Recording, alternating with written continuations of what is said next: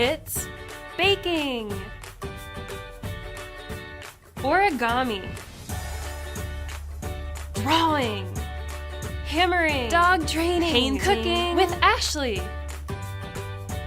It's me, Ashley. Hey there, friends. Welcome to How To with Ashley, where this week I get to teach you a super important skill that I know you're going to need for the rest of your life. So today we've been learning a lot about how the Bible is true, right?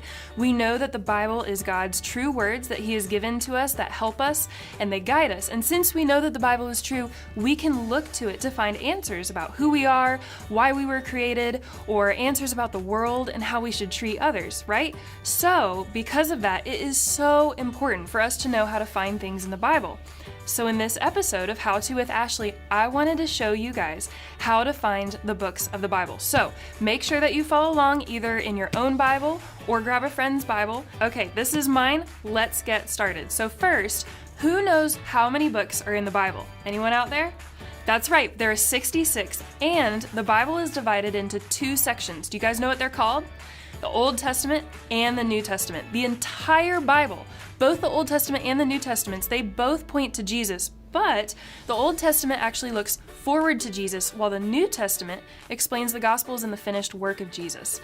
The Old Testament starts with the people of Israel, through whom Jesus would come into the world, while the New Testament actually explains how the good news of Jesus will go to the ends of the earth.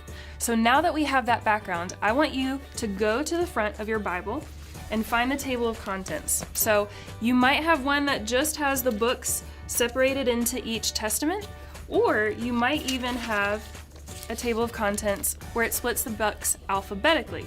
So sometimes that's really helpful if you know what the book name is, but you're not exactly sure which testament it's in.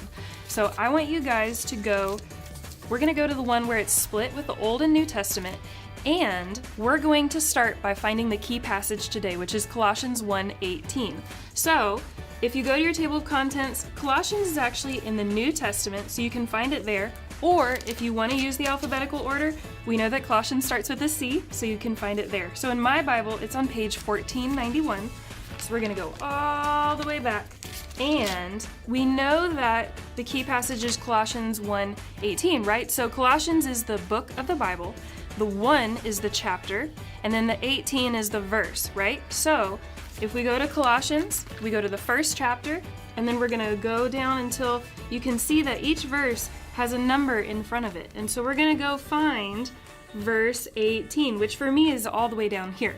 And so it says, "And He is the head of the body, the church. He is the beginning and the firstborn from among the dead, so that in everything He might have the supremacy." All right, so that's great. We found the first verse. Now I'm going to show you how to find my favorite verse, which is actually 2 Timothy 1:7. So we're going to go back to our table of contents, and I want you guys to really take note here. In the New Testament is where 2 Timothy is, but there's a 1 Timothy and a 2 Timothy, so make sure that you find the right one.